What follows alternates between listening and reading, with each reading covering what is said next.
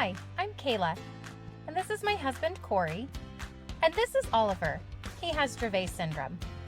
And this is Olivia, and Emerson, and Elsie, and Avery, and Maylee, Oliver's service dog in training.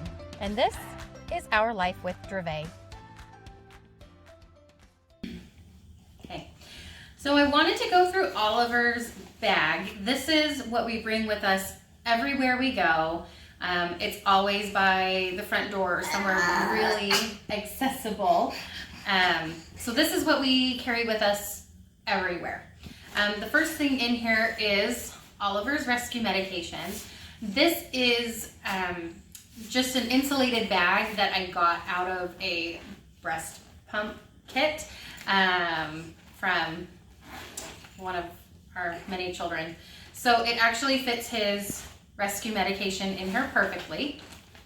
So I can fit that in there, and it's easily accessible without having to take it out of its protective case. It's just a hard plastic case that it fits in perfectly. So I like the insulated bag because then I'm a little less worried about it being too hot or too cold wherever we go. You can put an ice pack in it. Getting too hot is more concerning than too cold from what the pharmacist told me, because the medication is suspended in a gel and it could separate. So that's its own little thing.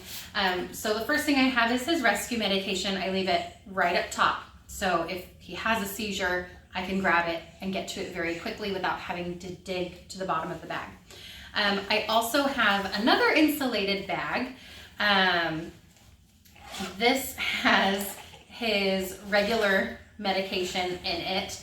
I keep an emergency supply in here along with a syringe, and I don't know if you can see that, but this is an extra little pocket here. So I've got a couple of syringes in here. And then today, since we're out of town, I also have some Tylenol in here, just in case he spikes a fever. You just never know. So I have that in there. I also have his book.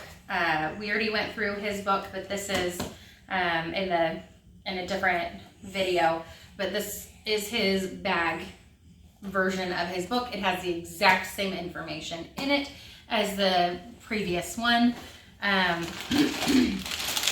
Baby wipes, I will replenish these once we get back home, because, you know, babies do what babies do, along with diapers. I only keep them in a Ziploc. You just never know when something's gonna get wet. And it keeps them together. So gallon size Ziploc baggie with wipies in it. I have, this is a really light, just a swaddling blanket. He doesn't generally use these, but I keep a lighter one in the summer months. I'll put a heavier one in there. I didn't need a heavier blanket because we brought an extra blanket with us. So if he needed a blanket, this I put in here just for the weekend, or for being out of town. This is his ketones and glucose monitor. I do have an extra glucose monitor that I sometimes leave in here, but and all the supplies for that, just in case. If I think it's blood sugar related, I can check that, or if for whatever reason we need to call emergency services, then I can check that right after he's having a seizure and see if maybe it's a blood glucose concern. It's never really been the problem before, so I'm not too concerned about that, but it's in there just in case. I also have an ambu bag. This is a relatively new addition. We got this before we took a family trip this summer, because we went to Yellowstone, and with the lack of hospitals nearby, I was really, really concerned about his oxygen. So I have this. His neurologist said we probably wouldn't need oxygen. So I said, great, I won't worry about that then. So I did get this though, because his pediatrician was like, well, if you're worried, go ahead and grab one. It's like, yeah, I am worried because my kid has Dravet. So that's the main body of the bag. In the front pocket here, are you gonna help? In the front pocket, I have his little pulse ox here. Oliver, do you want to show them how this works? Can you put your finger in for me? Yeah, let's not rip that apart, please.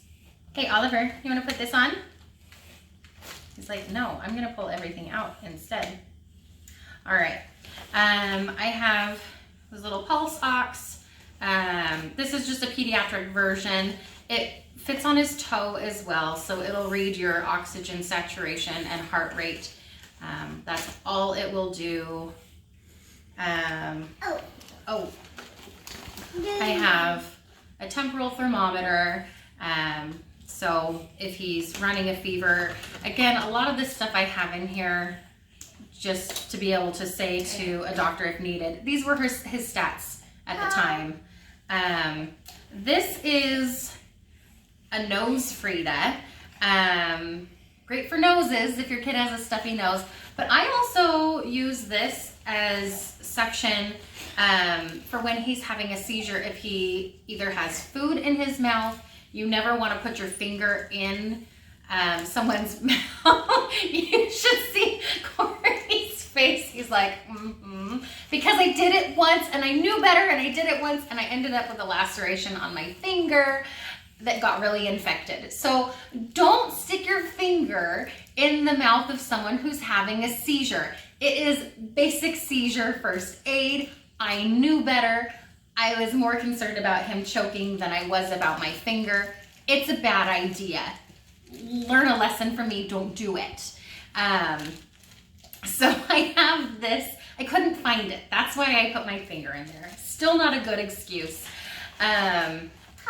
But I use this to suction out any food, or in Oliver's case, when he has a seizure, his saliva, his secretions get really thick, and I'm worried about him aspirating those as well. So it's just to get all of the fluid and stuff out of his mouth while he's having a seizure before he's regulated again. So this is really helpful. We sanitize it every time we use it. So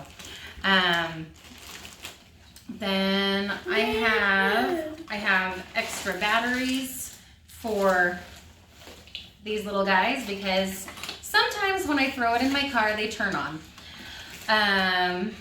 You're finding Mommy's inhaler. This goes to your, I'm gonna have to put all of this back together again. And then I have just a basic first aid kit, Band-Aids, bacitracin, that kind of deal, and a couple toys for Oliver to play with. I usually have snacks in here too, but I took them out because we had extra snacks anyway. Can we not open this, baby? Because I don't want Band-Aids everywhere. Thank you. In the side pockets, I don't have anything in this side pocket, but I do have an extra pair of socks for him as well in the side pocket. No, that's not for you. Those are extra hair ties for Mom. So that's what's in this bag. Everything in here we've used to some degree or another during an emergency. I do like to have like little toys in there because if we have to go to the hospital, they don't always have toys. Some hospitals will. With the COVID procedures, I'm not sure what they're willing to let kids play with and things like that.